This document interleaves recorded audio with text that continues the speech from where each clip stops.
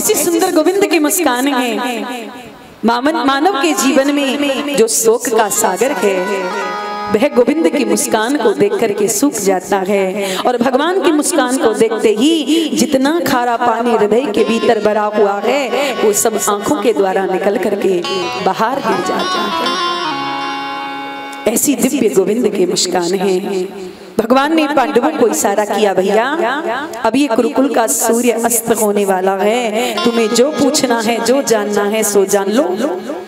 तुरंत पांडवों ने युधिष्ठिर जी महाराज ने अनेकों प्रश्न पितामह भीष्म से किए कि दान धर्मान राज धर्मान मोक्ष धर्मान विभाग से स्त्री धर्मान भगवत धर्मान सेवा सभ्या संयोग। सूर्यास्त होने पर जैसे पक्षियों का कलरव एकदम शांत हो जाता है और जैसे सूर्य उदय होते ही पक्षियों का कलरव पुनः होने लगता है, ऐसे ही पितामह भीष्म के देह त्याग करते ही चारों ओर सन्नाटा छा गया। परंतु थोड़ी ही देर बाद आकाश में दुंदुभियां बजने लगी, पितामह भीष्म पर पुष्प वृष्टि होने लगी। पितामह भीष्म की देवता भाग्य की सराहना करने लगे। हर प्राणी यही चाहता है कि जब मेरा अंत काल आए प्यारे का नाम मेरे मुख से निकल जाए, उनकी वही छटा मेरी आंखों में समा जाए। आज सब कुछ पितामह भीष्म को प्राप्त हो गया है। माधव मंद मंद मुस्कुराते पीतांबर लहराते आंखों के सामने खड़े हुए हैं और उसी दिव्य बांकी झांकी का दर्शन करते हुए पितामह भीष्म ने अपने पांच भौतिक देह का त्याग कर दिया है और प्रभु से प्रार्थना करते हैं। आइए हम सब लोग भी प्रार्थना करते हैं कि देहांत काले तुम सामने हो, मुरली बजाते मन को लुभाते, यही गीत गाकर मैं तननाथ त्यागूं, गोविंद दामोदर माधव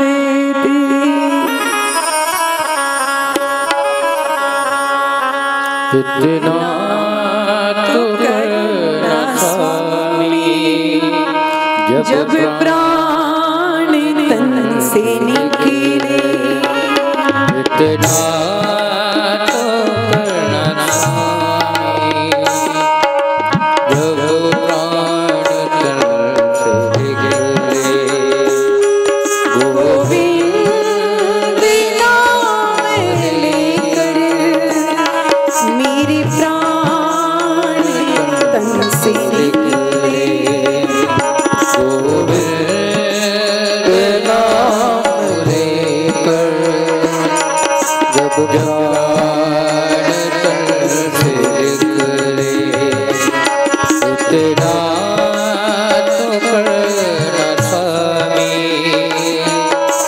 जब प्राण तन से निकले।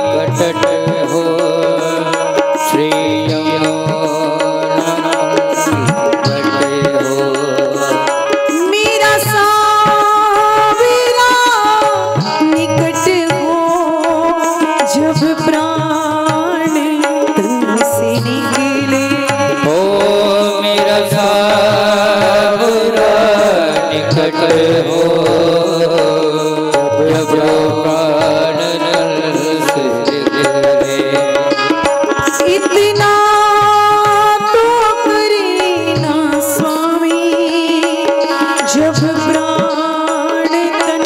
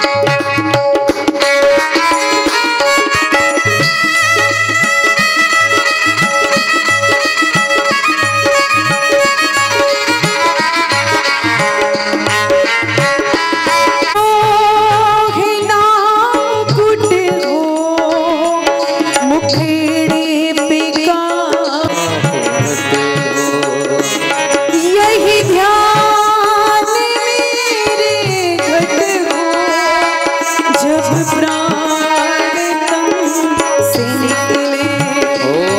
जब ये ध्यान हो जब प्राण तन से निकले। इतना तो करे ना स्वामी जब प्राण तन से निकले। इतना तो करना स्वामी जब प्राण तन से निकले। इतना तो करना स्वामी जब प्राण तन से निकले। गोविंद नाम लेकर जब प्राण तन से निकले। गोविंद नाम लेकर जब प्राण तन से निकले। इतना तो करना स्वामी जब प्राण तन से निकले। जब कंठी प्राणियों में कोई रोग ना सतावे। सब कंठ धावे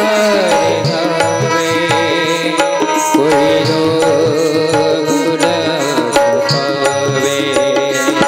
यम दर्श ना दिखावे जब प्राण तन से निकले। ओ जब दर्श ना दिखावे जब प्राण तन से निकले।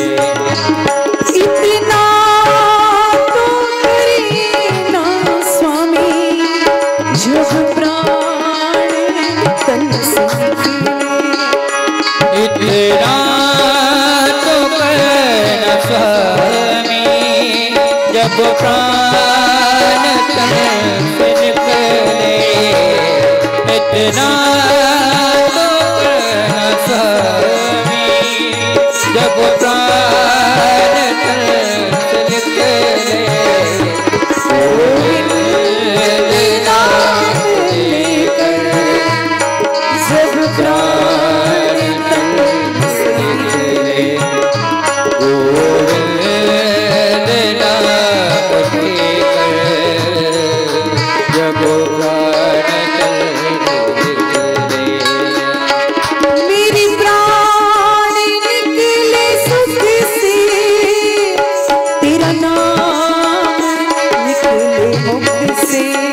ओ मेरे प्राण निकले सुख से तेरा नाम निकले मुख से। बच जाऊं घोरे दुख से जब प्राण तन से निकले। ओ बच जाऊं गोरे दुख से जब प्राण तन से निकले। उस वक्त जल्दी आना नहीं श्याम भूल जा। उस वक्त जल्दी आना नहीं चाहे को संग लाना जब प्राण तन से निकले। एक भक्त की है अर्जी खुद करे जी की है गर्जी। एक भक्त की हरि खुद घर की आ गई तुम्हारी मर्जी जब प्राण तन से निकले। ओ आगे तुम्हारी मर्जी जब प्राण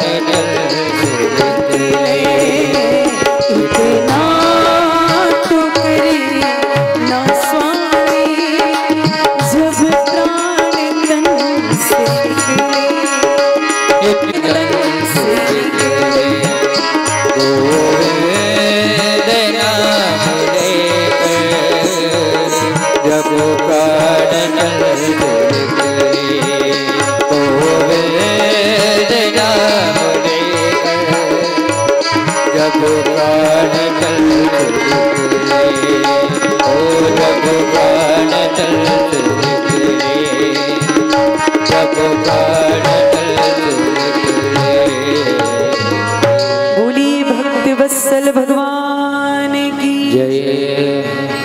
द्वारिकाधीश प्रभु पांडवों के शोक का पिता में भीष्म के द्वारा निराकरण करवा करके अपने प्रिय पांडवों को भीष्म का अंतिम मनोरथ पूर्ण करते हुए पुनः पांडवों के साथ द्वारिका जाने की अनुमति प्राप्त करके भगवान द्वारिका चले गए।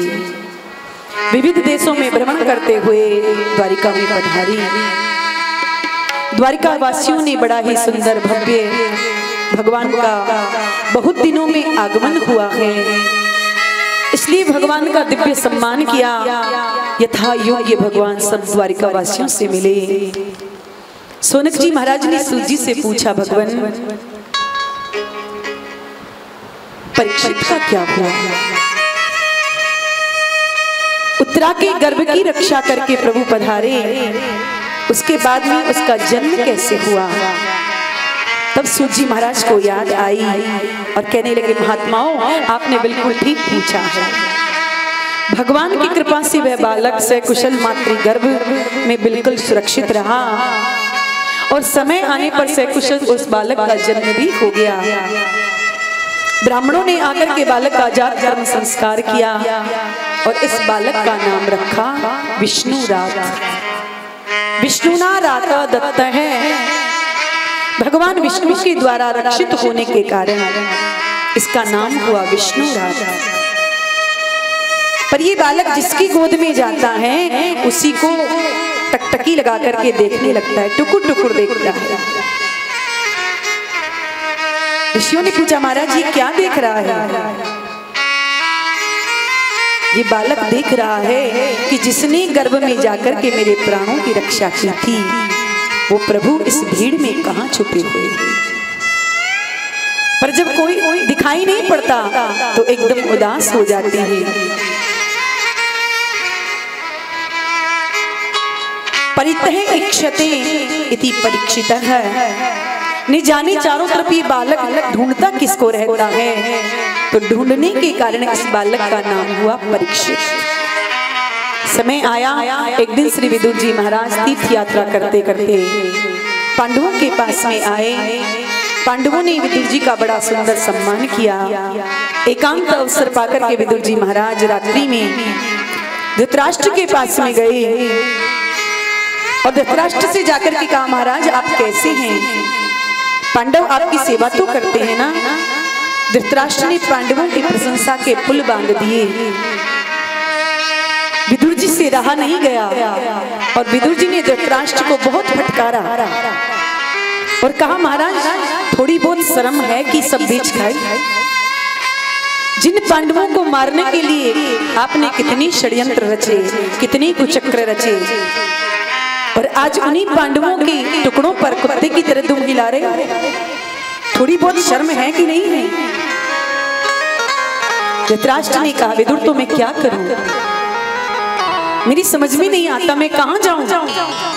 तो विदुर जी ने कहा, चलो मेरे साथ। और रात्रि में ही धृतराष्ट्र और गांधारी को अपने साथ लेकर के विदुर जी संतों के आश्रम पर चले गए। प्रातः काल हुआ और नित्य की भांति पांडव धृतराष्ट्र को प्रणाम करने के लिए उनके भवन में गए। पर जब भवन में धृतराष्ट्र को नहीं देखा तो पांडव संजय से पूछा, संजय हमारे ताऊजी कहाँ चले गए हैं? संजय ने कहा, मुझे कुछ नहीं पता। अब तो पांडव विलाप करने लगे कि न जाने हमसे ऐसा कौन सा अपराध बन गया, ताऊजी छोड़कर के चले गए। उसी समय देव ऋषि नारद तुम्बरु गंधर्व के साथ में आए। धृतराष्ट्र को समझाया, राजन आप चिंता न करें, महाराज धृतराष्ट्र को विदुर जैसे संत का सानिध्य प्राप्त हो गया है, अब आप उनकी चिंता न करें। आज के ठीक 5वें दिन वो महाप्रयाण कर जाएंगे। पांडव प्रसन्न हो गए। एक बार द्वारिकाधीश श्री कृष्ण इंद्रप्रस्थ आए, परीक्षित को आशीर्वाद दिया और जब जाने लगे तो अर्जुन को अपने साथ लिवा ले गए। 7 महीना व्यतीत हो गए, पर ना अर्जुन आए, ना अर्जुन का कोई संदेश आया। इधर महाराज युधिष्ठिर को अनेक प्रकार के अपशकुन होने लगे। युधिष्ठिर जी महाराज ने आज भीम से कहा, भैया भीम, अर्जुन को गए द्वारिका 7 महीने हो गए, ना अर्जुन आया है, ना अर्जुन का कोई संदेश आया है। अरे नहीं आना था तो कोई पत्र भेज देता, पर बहुत अपशगुन हो रहे हैं। मंदिर जाता हूं तो देव प्रतिमाएं रोती हुई दिखाई पड़ती हैं। आकाश में उच्छल तारे का उदय होने लगा है। गाय को बछिया का दूध पीते हुए देख रहे हैं। ये सब अनिष्ट के अपशकुन। भीम तुम द्वारिका जाओ, अर्जुन को लिवा करके लाओ। आपस में चर्चा हो ही रही थी कि सामने से अर्जुन आते हुए दिखाई दिए। अर्जुन ने आकर के युधिष्ठिर जी महाराज के चरणों में प्रणाम किया और कहने लगे कि वंचितो हम महाराजे हरिणा बंधु रूपिणा येन मे प्रहतम तेजो देह विस्मापनम है। भैया, हम अपने प्रिय श्री कृष्ण से आज विमुख हो गई। मेरा गांडीव वही, पर आज मेरे प्रभु मेरे साथ नहीं है।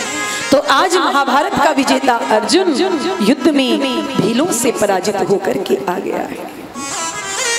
आज मेरी समझ में आया है कि ये मेरा बल पराक्रम नहीं था, ये जो कुछ था मेरे प्रभु का ही था। मैं तो केवल एक निमित्त मात्र था। यदुवंश के संहार का जब पूरा प्रसंग विस्तार से अर्जुन ने सुनाया, कुंती मैया ने जब सुना कि मेरे प्रभु परम धाम को चले गए हैं, अपनी लीला को संवरण करके तुरंत कुंती मैया ने गोविंद का चिंतन किया और ध्यान मग्न होकर के बैठ गई और तुरंत कुंती मैया ने अपने प्राणों का त्याग कर दिया। ऐसा प्रेमी या तो रामावतार में महाराज दशरथ हुए या भागवत में कुंती मैया हुई, जिन्होंने एक क्षण भी प्रभु के वियोग को सहन नहीं किया। पांडवों को तुरंत द्रौपदी जी को साथ में लेकर के परीक्षित जी को सत्ता का भार सौंप करके स्वर्गारोहण करते हुए हिमालय यात्रा करते करते अंत में परम धाम को प्राप्त हो गई। महाराज परीक्षित ने अपनी सत्ता को संभाला। एक बार विचार आया कि चलकर के अपने पूर्वजों की व्यवस्था को निरीक्षण करना चाहिए। अपने कुछ अनुभव बुजुर्ग मंत्रियों को अपने साथ में लेकर के परीक्षित जी महाराज निकल पड़े। भ्रमण करते करते सर्वत्र अपने पूर्वजों की कीर्ति उन्हें सुनने के लिए मिली, परंतु एक जगह पर महाराज परीक्षित ने एक बड़ा ही विचित्र दृश्य देखा कि एक गाय और बछड़ा आंखों से आंसू बहा रहे हैं और एक दुष्ट हाथ में डंडा लेकर के उन्हें मार रहा है। बछड़ा कहता है, माँ शायद आप इसलिए रो रही हैं कि मेरे 3 पांव टूट गए हैं, अथवा आप इसलिए रो रही हैं कि हमारे प्यारे प्रभु हमें छोड़कर के चले जाएंगे। इन दोनों के संवाद को महाराज परीक्षित सुन रहे थे। परीक्षित के नेत्र क्रोध में भर गए, आंखें अंगारे बरसाने लगी और परीक्षित विचार करने लगे कि मुझ परीक्षित के राज्य में गाय और बछड़े पर इतना अत्याचार हो रहा है। जिन गायों को चराने के लिए गोविंद गोपाल बने, बन बन में गोचारण किया, आज उन्हीं मेरे प्रभु की गायों पर इतना अत्याचार हो रहा है। जिन गायों को चराने के कारण मेरे प्रभु का नाम गोविंद पड़ा, गोपाल पड़ा। हाथ में तलवार लेकर के महाराज परीक्षित दौड़ पड़े। हे गोमाता, आपको अब रोने की आवश्यकता नहीं है। प्रभु परम धाम गए तो क्या हुआ, अभी मैं परीक्षित को जीवित हूँ। कि मारोधि दस्य भद्रम ते खलाना मयि शास्त्री क्रुद्ध होकर के महाराज परीक्षित जैसे ही आगे बढ़े, उस दुष्ट को मारने के लिए दंड देना चाहते ही थे कि दीनवत शरणम गतः, दीनहीन होकर के महाराज परीक्षित के चरणों में गिर गया और कहने लगा, त्राहिमाम मेरी रक्षा करो। शरणागत की रक्षा करना छात्र धर्म है।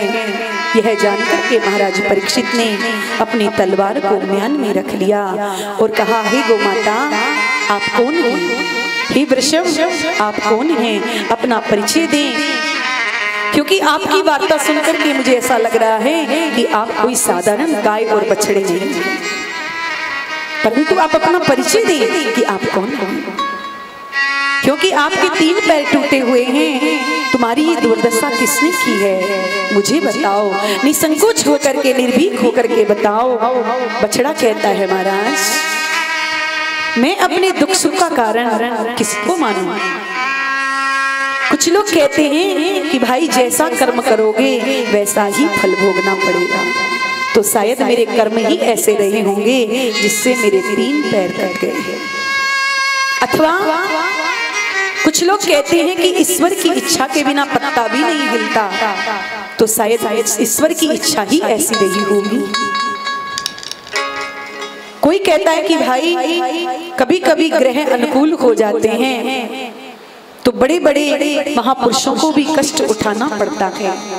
इसलिए भाई मेरी समझ में नहीं आता कि मैं अपनी इस दुर्दशा का कारण किसे मानूं।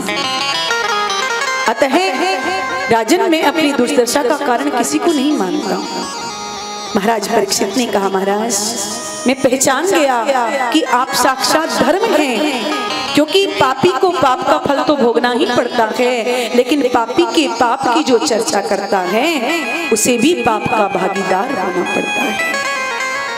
और इसीलिए आप किसी का नाम नहीं ले रहे, आप मुझे बता नहीं रहे हैं, आप साक्षात धर्म हैं और ये गोमाता साक्षात धरणी है। पर ये धूर्त कौन है जो इस प्रकार से आपको पीड़ा पहुंचा रहा है, आपको कष्ट दे रहा है? और महाराज परीक्षित ने उससे पूछा, अरे भैया तुम्हारा परिचय क्या है? तो चरणों में गिरकर कहता है, महाराज मैं कलयुग हूँ। परीक्षित ने कहा, अच्छा तो तुम ही कलयुग हो, तुम्हारी हिम्मत कैसे हुई कि तुम हमारी सीमा में प्रविष्ट हो गए? कलयुग ने कहा, महाराज जाऊं तो कहां जाऊं, क्योंकि जहां जाता हूं आप मुझे धनुष बाण लिए खड़े दिखाई पड़ते हैं। आप जो स्थान मुझे बता देंगे मैं वहीं पर जाकर के रह लूंगा।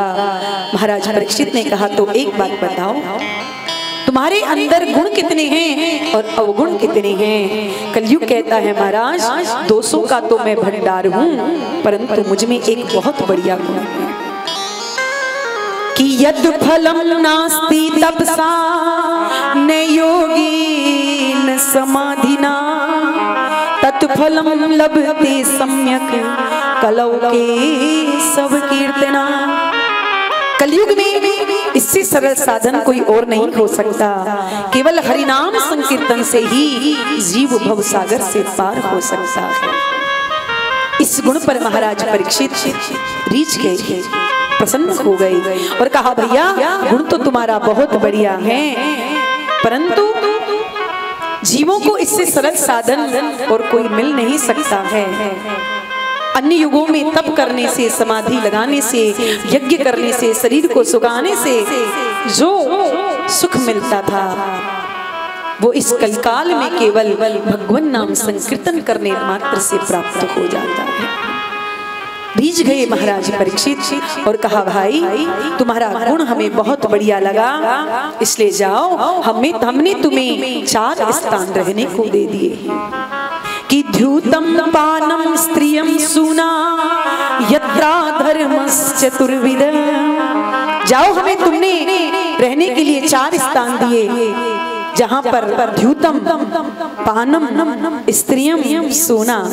द्यूत यानी जहां जुआ खेला जाता है, जहां पर पान यानी मदिरा पान किया जाता है, जहां पर स्त्री संग किया जाता है और जहां किसी की हिंसा होती है। इन 4 स्थानों पर कली का वास परीक्षित जी महाराज ने दिया। परीक्षित कलयुग कहता है, महाराज आपने जैसी शक्ल देखी वैसा ही स्थान दे दिया।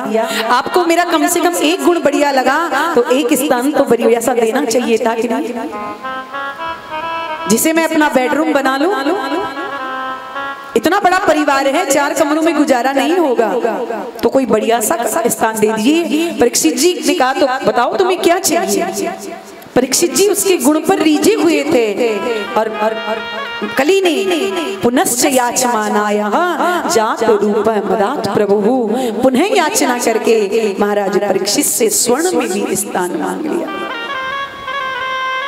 परीक्षित जी प्रसन्न हो गए और कह दिया कि जाओ सोने में भी तुम्हारा स्थान, क्योंकि कलयुग ने विचार किया कि जब तक महाराज परीक्षित पर हमारा प्रभाव ना जमे तब तक उसके समय में रहने का, उसके राज्य में रहने का क्या मतलब।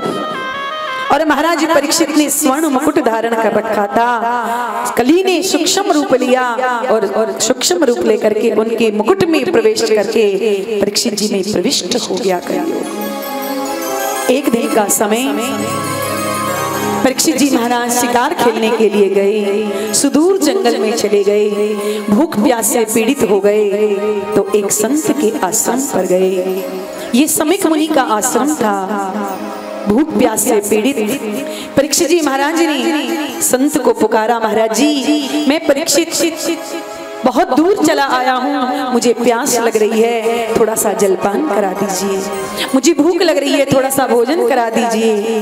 परंतु शमुक मुनि की जो वृत्तियां थी वो अंतर्मुखी हो चुकी थी, उन्हें बाह्य ज्ञान नहीं था। परीक्षित ने खूब पुकारा पर महात्मा ने कोई जवाब नहीं दिया तो परीक्षित को क्रोध आ गया। परीक्षित ने अपनी धनुष कोट से एक मरा हुआ सर्प उठा करके शमीक मुनि की गले में डाल दिया और मन में विचार किया कि यदि इसकी समाधि झूठी होगी तो अभी खड़ा हो जाएगा डर करके, और यदि सच्ची समाधि होगी तो कोई फर्क नहीं पड़ेगा। पर महात्मा की समाधि सच्ची थी। महात्मा तो ध्यान लगाए बैठे थे, पर जब परीक्षित को कोई जवाब नहीं मिला परीक्षित वहां से लौट करके चले गए। ये दृश्य कुछ बालकों ने देख लिया और वह दौड़ करके गंगा के तट पर आए जहां पर शमीक मुनि के पुत्र श्रृंगी बालकों के साथ खेल रहे थे। जब बालकों ने आकर के परीक्षित का सारा समाचार उन्हें सुनाया कि आप तो यहाँ खेल रहे हैं और वहां महाराज परीक्षित ने आपके पिता के गले में मरा हुआ सर्प डाल दिया, संत के पुत्र को बड़ा क्रोध आ गया और भयंकर श्राप महाराज परीक्षित को दे दिया। कीर्ति लंघित मर्यादम तक्षक सप्तमेहनी दंक्ष्यति स्म कुलांगारं चोदितो में तदद्रुतम। अरे कुलांगार, तुम्हारे पूर्वजों ने सदा संतों की चरण रज को अपने मस्तक पर धारण किया था, संतों का सदा सम्मान किया था। जहाँ मेरा श्राप है कि इस तक्षक सर्प का जो पूर्वज है वही 7वें दिन तुम्हें डस लेगा और तुम्हारी अकाल मृत्यु हो जाएगी। आज वाणी रूपी बाण चला दिया। ऐसा कहकर के बालक ने जल छोड़ दिया और दौड़ करके आए, पिता के गले में मरा हुआ सर्प देखा, मुक्त कंठ रुरोध है। जोर जोर से बालक ने रोना प्रारंभ कर दिया। पिता की जब समाधि खुली, गले में मरा हुआ सर्प देखा तो शमीक मुनि ने सोचा कि किसी संत ने हमारे साथ विनोद किया है। गले से सर्प निकाल करके फेंक दिया संत ने और अपने बेटे से पूछने लगा कि अरे बेटा क्या बात है, तुम क्यों रो रहे हो, किसने तुम्हारा अपमान कर दिया है। पर बालक कंठा अवरुद्ध होने के कारण कुछ बोल नहीं पाया, पर जो अन्य बालक थे उन्होंने जैसा देखा वैसा ही सारा वृत्तांत शमीक मुनि को सुना दिया। और जब ये बताया कि आपके बेटे ने राजा परीक्षित को 7 दिन में मरने का श्राप दे दिया है तो शमीक मुनि को बड़ा पश्चाताप होने लगा, अपने पुत्र को धिक्कारने लगे। अरे बेटा तुमने ये क्या कर दिया है, तुमने राजा को श्राप दे दिया। अब इस वसुंधरा को ऐसा धर्मनिष्ठ राजा नहीं मिल सकता, क्योंकि इसके बाद जो भी राजा होंगे वो सब धर्म को नष्ट करने वाले होंगे। धर्म से उनका कोई संबंध नहीं होगा दूर दूर तक। तुमने उसे श्राप देकर के अच्छा नहीं किया, पर जो होना था सो हो गया। भगवान से प्रार्थना की शमीक मुनि ने, हे प्रभु मेरे पुत्र के इस अपराध को आप क्षमा करना। और शमीक मुनि ने अपने एक गौरमुख नाम के शिष्य को बुला करके उसे महाराज परीक्षित के पास भेजा और सूचना पहुंचाई कि आज के 7वें दिन सर्प के डसने से आपकी मृत्यु हो जाएगी।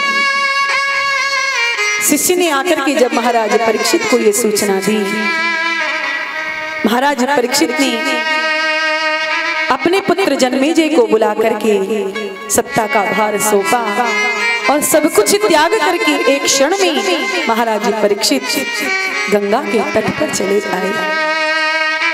विचार करने लगे कि मेरे पूर्वजों ने सदा संतों की चरण धूलि माथे पर रखी थी और मैंने संत के गले में मरा हुआ सर्प क्यों डाल दिया, मुझसे ये अपराध कैसे हो गया।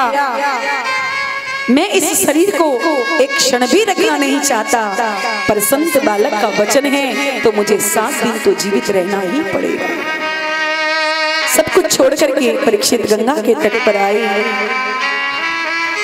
हजारों संतों को जब ये पता चला कि परीक्षित को 7 दिन में मरने का श्राप लगा है, तो अत्रि, वशिष्ठ, पराशर, भृगु, परशुराम, विश्वामित्र आदि बड़े बड़े उच्च कोटि के सब गंगा के तट पर आ गए। गंगा का तट संतों के समुदाय से भर गया। गदगद कंठ होकर के महाराज परीक्षित ने संतों को प्रणाम किया, विधिवत उनका पूजन किया और कहने लगे, महाराज मेरी समझ में नहीं आता कि मैं इसे श्राप कहूं अथवा अनुग्रह,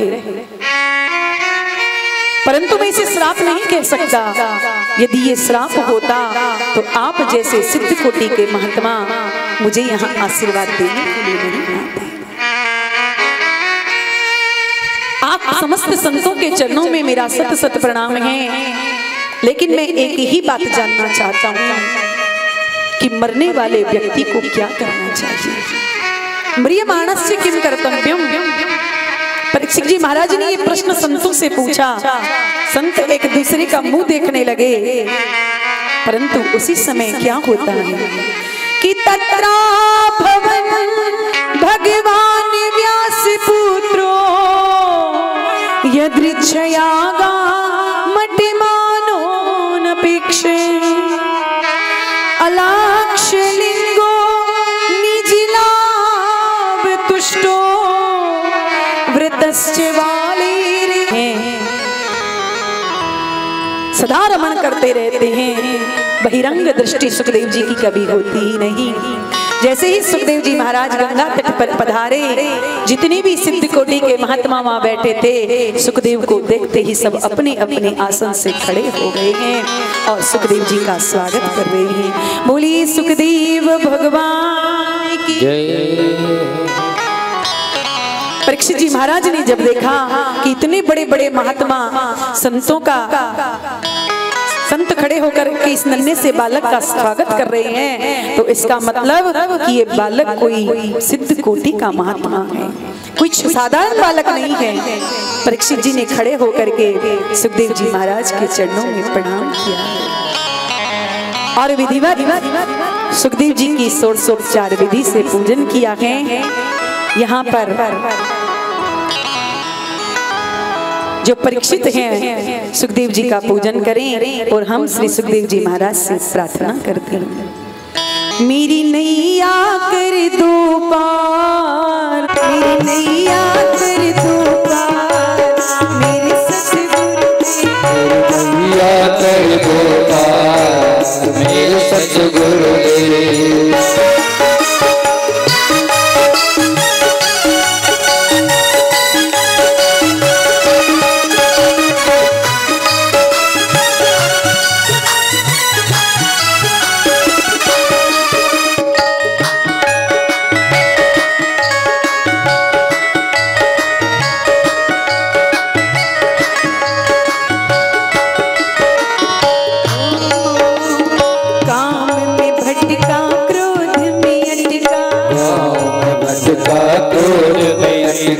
काम में भटका, क्रोध में अटका,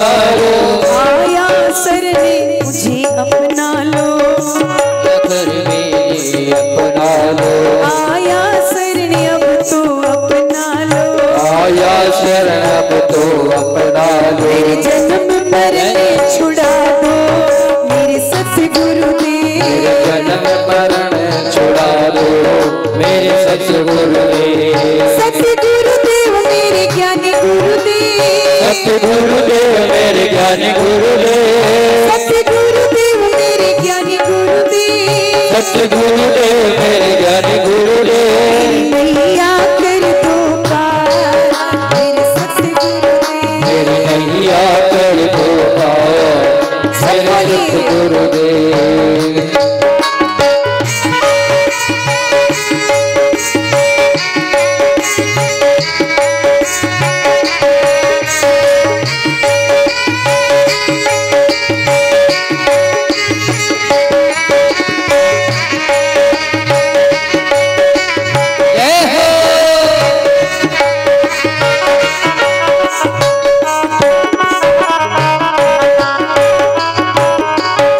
हरि का स्वरूप प्रभु मोहि बता दो, हरि का स्वरूप प्रभु मोहि जना दो, हरि का स्वरूप प्रभु मोहि जगा दो, कथा का अमृत पान करा दो, कथा का अमृत पान करा दो, हरि का स्वरूप प्रभु मोहि जना दो, हरि का स्वरूप प्रभु मोहि जगा दो, कथा का अमृत पान करा दो, कथा का अमृत पान करा दो, कथा का अमृत पान करा दो, कथा का अमृत पान करा दो। मेरे जन्म की जय हो। मेरे जन्म की प्यास बुझा दो मेरे सतगुरुदेव, मेरे जन्म की प्यास बुझा लो मेरे सतगुरुदेव, जन्म की प्यास बुझा दो मेरे सतगुरुदेव, मेरे जन्म की प्यास बुझा लो मेरे सतगुरुदेव, सतगुरुदेव मेरे सतगुरुदेव,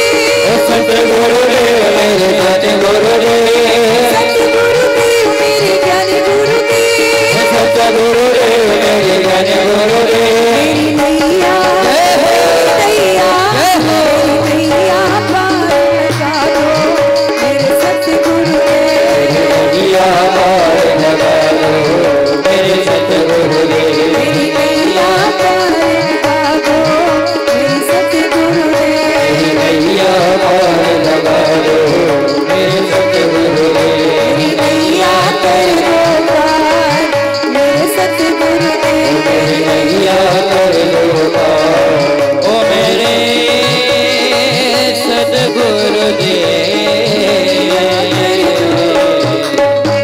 बोलिए सुखदेव महाराज की जय हो। स्वामी संस्कृति योगिनां परमं गुरुं पुरुषस्य यत् कार्यं म्रियमाणस्य सर्वदा। परीक्षित जी कहते हैं गुरुदेव केवल एक ही बात जानना चाहता हूँ कि आप योगियों के भी परम गुरु हैं। म्रियमाणस्य किम कर्तव्यम, मरण धर्मा पुरुष को क्या करना चाहिए, जीवन में क्या श्रवणीय है, क्या कथनीय है, क्या भजनीय है, जीव का कर्तव्य क्या है, अकर्तव्य क्या है, मुझे आप समझाइए। सुखदेव जी महाराज कहते हैं राजन, कोई आए तो पहले उसे प्रेम से बैठने तो दो, और जब वे प्रेम से बैठ जाए तब उससे कुछ पूछो। तुमने तो बैठने की देर नहीं हुई और प्रश्नों की झड़ी लगा दी। परीक्षित ने कहा गुरुदेव आप जैसे महापुरुष ज्यादा देर बैठते ही कहाँ हैं। इसलिए सुखदेव जी ने परीक्षित जी के इस प्रश्न पर मुग्ध हो गए और गदगद होकर के कहते हैं राजन, वरीयानेन ते प्रश्नः कृतो लोकहितो नृपः आत्मवित्त संबता पुंसः श्रोत्रव्यादिषु यः परः। परीक्षित ने जो प्रश्न किया वो सार्वभौम प्रश्न किया। यदि परीक्षित ये कहते कि मैं मरने वाला हूं तो ये उनका स्वयं का प्रश्न हो जाता। कि मैं कल मरने वाला हूँ, आप उपाय बताइए। लेकिन परीक्षित जी ने क्या पूछा कि म्रियमाणस्य किम कर्तव्यम, मरण धर्मा पुरुष को क्या करना चाहिए। तो मरने वाले केवल अकेले परीक्षित ही नहीं, जिन जिनका जन्म हुआ है वो सभी मरने वाले हैं और 7 ही दिन में मरने वाले हैं। क्योंकि रवि, सोम, मंगल, बुध, गुरु, शुक्र और शनि, इन 7 दिन से कोई 8वां दिन नहीं आता और इन 7 ही दिनों में सबको मरना है। सबका जीवन धीरे धीरे समाप्त हो रहा है, परंतु हम लोग क्या करते हैं, खाने पीने सोने में ही अपना जीवन बर्बाद कर रहे हैं। मेरे बाद इनका क्या होगा? अरे तुम्हारे पूर्वज सब चले गए तो उनके बाद तुम्हारा क्या हुआ, सो ही तुम्हारे जाने के बाद उनका क्या होगा वो तो भगवान जानते। लेकिन हमने सोने खाने हंसने गाने में ही समय बर्बाद कर दिया, सारा जीवन विषयों को भोगने में समाप्त कर दिया। इसलिए परीक्षित, जो प्राणी वास्तव में अपना कल्याण चाहता है उसे 3 बातों का अभ्यास करना चाहिए कि तस्मात् भारत सर्वात्मा। नहीं सुनेंगे तब तक उनके बारे में जानेंगे कैसे कि भगवान कैसे है, उनका स्वरूप कैसा है, उनका स्वभाव कैसा है, उनका प्रभाव कैसा है। जब तक किसी के व्यक्तित्व के बारे में हमें जानकारी नहीं होती तब तक कोई कितने भी बड़ा महापुरुष हमारे बीच में आकर के बैठ जाए हम उसकी ओर देखते भी नहीं हैं। पर जब कोई आकर के हमारा परिचय उससे करवाता है तब हम जाकर के उससे राम राम करते हैं, उससे मिलते हैं। पर जब तक उससे जानकारी नहीं थी तब तक तो वो घंटों से बैठा था, हमने पलटकर भी उसकी ओर नहीं देखा।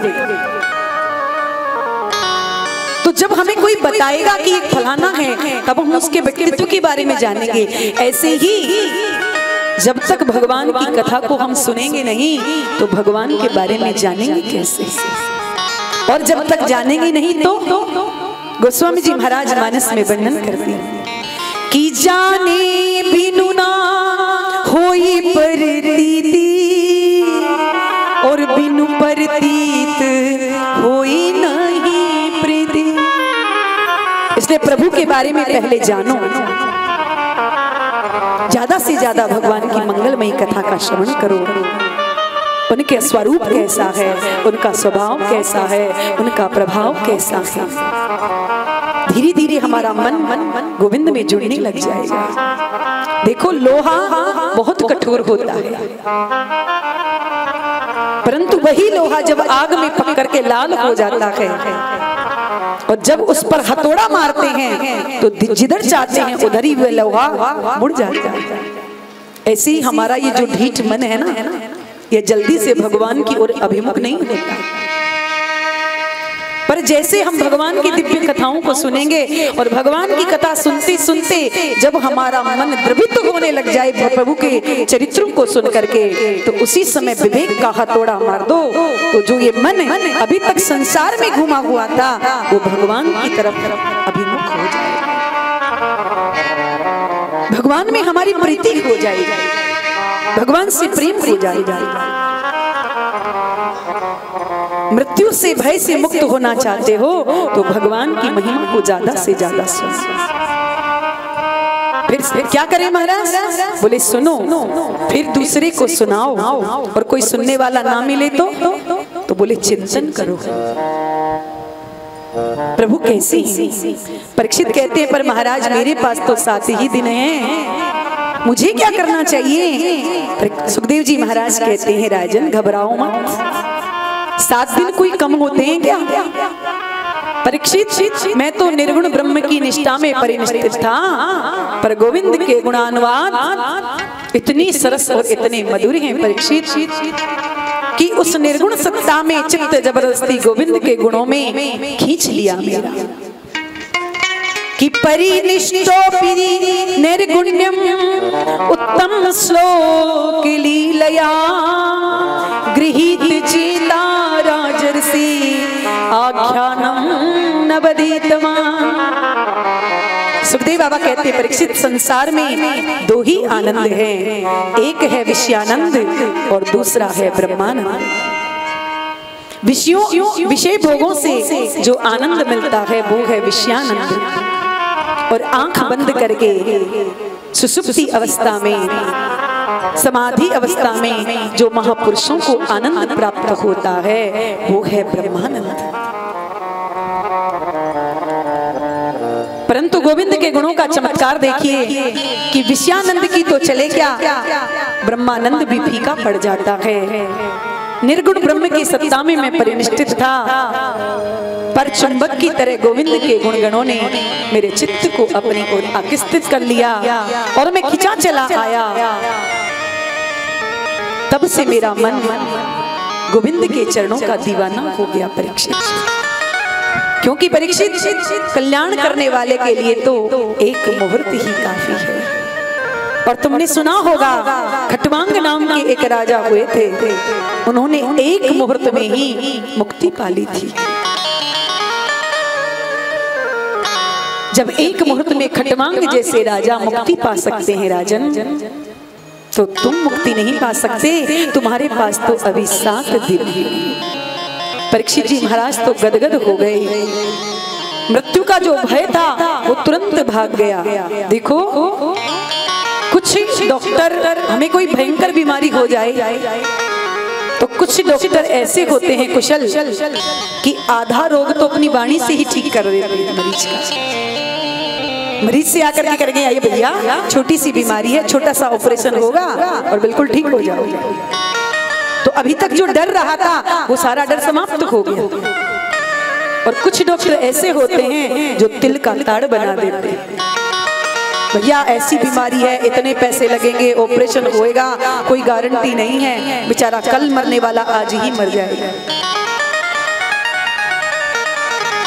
परंतु सुखदेव स्वामी के वचनों का विश्वास तो देखो।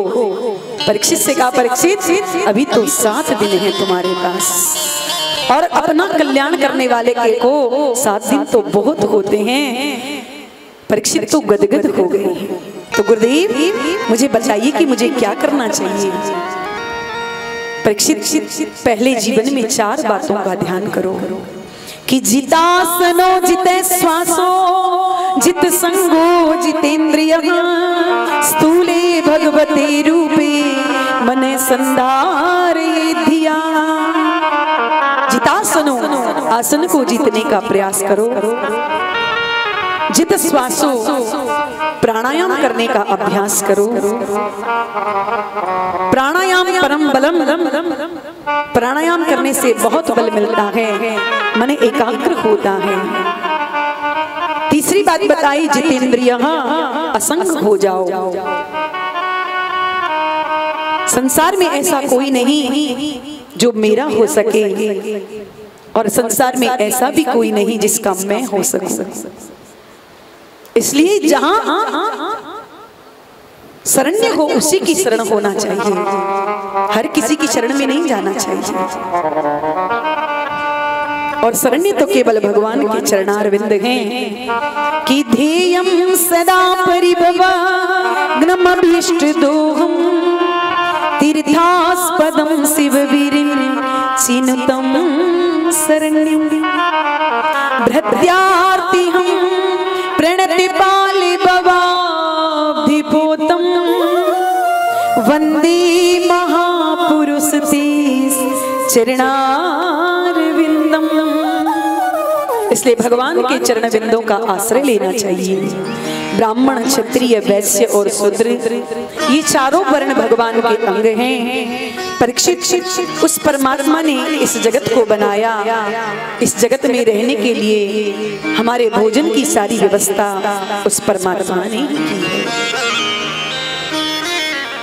बड़ा ही सुंदर सुखदेव जी महाराज ने स्थूल रूप में ध्यान की विधि बतलाई, तदुपरांत सद्यो मुक्ति क्रम मुक्ति का विस्तार से वर्णन किया और कहा कि जो ब्रह्मलोक के सुखों को भोग करना चाहता है वह अपने सूक्ष्म शरीर को लेकर के ऊर्ध्व गति को गमन करता है, और जो केवल उस परम तत्व को ही प्राप्त करना चाहता है वह अपने स्थूल शरीर और सूक्ष्म शरीर दोनों का त्याग करके अपनी विशुद्ध आत्मा को परमात्मा में विलीन कर दे। किस कामना से, किस देवता का यजन करना चाहिए? सुखदेव जी महाराज कहते हैं अन्न की कामना है तो माता अदिति की उपासना करनी चाहिए, रूप की कामना है तो गंधर्वों की उपासना करनी चाहिए, विद्या की कामना है तो विद्या कामस्तु गिरिसह भगवान शंकर की आराधना करनी चाहिए, दाम्पत्य जीवन में यदि सुख चाहते हो तो माता भवानी की उपासना करनी चाहिए, इसके विपरीत यदि कुछ नहीं चाहते हो तो भगवान नारायण की उपासना करनी चाहिए। अकामः सर्व कामो वा मोक्ष कामो उदारदी तीव्रेण भक्ति योगेन यजेत पुरुषं परम। निष्काम हो अथवा सकाम मानव मात्र को परमात्मा प्रभु भगवान श्री नारायण की उपासना करनी चाहिए, क्योंकि हमारा जो ये मनुष्य शरीर है हमें मिला है ये केवल उस प्रभु को प्राप्त करने के लिए मिला है, उस प्रभु की उपासना करने के लिए मिला है, लेकिन हमने ये मनुष्य शरीर पा करके इसे पशुओं की तरह समाप्त कर दिया है।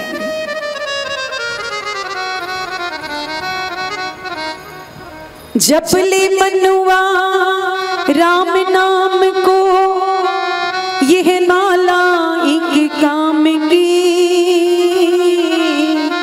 जिस माला में राम नहीं वो माला है किस काम की।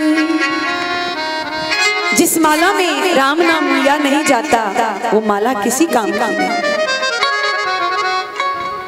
इसलिए संसार में आए हो, मनुष्य देह तुम्हें प्राप्त हुआ है तो भगवान का स्मरण करो, भगवान का चिंतन करो, भगवान का भजन करो। भगवान ये थोड़ी कहते हैं कि तुम 24 घंटे माला लेकर के बैठे रहो, अरे कुछ क्षण प्रभु के लिए निकालो। सुखदेव जी महाराज कहते हैं कि यह जीवन पशुओं की तरह बर्बाद मत करो। ये मानव देह तो परम दुर्लभ था, पर हमने इसे पशुओं की तरह खाने पीने सोने में बर्बाद कर दिया। जिसके नेत्र हरि का दर्शन नहीं करते वो मोर पंख के समान हैं, जिसके कान भगवान की कथा को नहीं सुनते वो कान सर्प की बाबी के समान हैं, जो गोविंद के गुणानुवाद नहीं गाते उनकी जिब्बा मेंढक की जिब्बा के समान है, जो व्यर्थ टर्राती रहती है पर प्रभु का नाम नहीं लेती। बड़ा सुंदर सुखदेव जी ने वर्णन किया। अंत में परीक्षित ने पूछा, गुरुदेव कृपा करके बताइए कि भगवान इस विविध संसार की रचना कैसे करते हैं। तब सुखदेव जी महाराज को ध्यान आया कि हमने कथा तो प्रारंभ कर दी परंतु अभी तक मंगलाचरण नहीं किया। अब सुखदेव जी महाराज ध्यान कर रहे हैं, मंगलाचरण कर रहे हैं। अब बताओ इतनी कथा हो गई और सुखदेव जी महाराज अब स्तुति कर रहे हैं, मंगलाचरण कर रहे हैं, परंतु इसका एक कारण और है। एक बात तो कि श्री सुखदेव जी महाराज परमहंस ठहरे और अभी तक परीक्षित जी ने प्रश्न ये किया था कि मरण धर्मा पुरुष को क्या करना चाहिए, तो सुखदेव जी महाराज परीक्षित को बता रहे हैं कि मरण धर्मा पुरुष को क्या करना चाहिए। पर अब पूछा है कि भगवान की सृष्टि की रचना कैसे करते हैं, तो भगवान की सृष्टि के बारे में वर्णन तो भगवान का ध्यान करके ही किया जा सकता है। इसलिए सुखदेव जी महाराज भगवान का ध्यान कर रहे हैं कि यद कीर्तनम यद स्मरणम यद क्षणम यद वंदनम यद श्रवणम यदर्हणम लोकस्य सद्यो विधुनोति कल्मषम तस्मै सुभद्र स्रवसे नमो नमः। बड़ा ही सुंदर ध्यान करते हुए सुखदेव जी कहते हैं कि जिन प्रभु का कीर्तन करते हुए स्मरण कर दर्शन वंदन श्रवण अर्चन करने मात्र से जीव के समस्त पाप ताप संताप समाप्त हो जाते हैं, ऐसे प्रभु के श्री चरणों में हम बार बार वंदन करते हैं कि तपस्विनो दान यशस्विनो मनस्विनो मंत्र विध सुमंगला क्षेमं न विन्दन्ति विदाय दर्पणं तस्मै सुभद्र श्रवसे नमो नमः। चाहे कोई कितना भी तपस्वी हो, मनस्वी हो, यशस्वी हो, मंत्रवेत्ता ऋषि हो, पर जब तक भगवान के चरणों की शरणागति ग्रहण नहीं करेगा तब तक उसका किसी काल में कल्याण नहीं हो सकता। जीव का कल्याण तब तक नहीं हो सकता जब तक भगवान के चरण कमलों का यह जीव आश्रय नहीं लेगा। भगवान की बड़ी सुंदर महिमा का ध्यान करते हुए सुखदेव जी कहते हैं, परीक्षित सुनो, यही प्रश्न एक बार देवऋषि नारद ने अपने पिता ब्रह्मा जी महाराज से किया था। ब्रह्मा जी महाराज ने ध्यान लगा करके देखा तो नारद जी महाराज ने ब्रह्मा जी से पूछ लिया, पिताजी इस समस्त सृष्टि को आप बनाते हैं, फिर आप किसका ध्यान करते हैं? क्या आपसे भी ऊपर कोई है? तो ब्रह्मा जी ने कहा, पुत्र नारद मुझसे भी ऊपर कोई और है। प्रकृति और पुरुष का जब साम्यावस्था होती है तो साम्यावस्था में ही सृजन होता है। प्रकृति और पुरुष पृथक पृथक हुए तो प्रकृति का दर्शन करके पुरुष ने हलचल उत्पन्न हो गई, क्षोभ उत्पन्न हो गया, उससे सर्वप्रथम महत तत्व की उत्पत्ति हुई। महत तत्व के द्वारा त्रिविध अहंकारों की उत्पत्ति हुई। तमोगुण के द्वारा जल तेज वायु आकाश और पृथ्वी इन 5 महाभूतों की उत्पत्ति हुई और इन 5 तन्मात्राओं से शब्द स्पर्श रूप रस और गंध ये सत्वगुण के द्वारा उत्पन्न हुए। रजोगुण के द्वारा इंद्रियों की रचना हुई और सत्वगुण के द्वारा इंद्रियों के अधिष्ठात्री देवताओं की रचना हुई। भगवान श्री नारायण के नाभि कमल से ब्रह्मा जी का जन्म हुआ। ब्रह्मा जी कमल पर प्रकट हो गए और सोचने लगे कि हम कौन हैं। चारों तरफ देखना प्रारंभ किया तो चारों दिशाओं में ब्रह्मा जी के 4 मुख प्रकट हो गए। 10 दिशाओं में ब्रह्मा जी को मुख घुमा करके देखने की आवश्यकता नहीं पड़ती। 10 दिशाओं की वस्तु ब्रह्मा जी को एक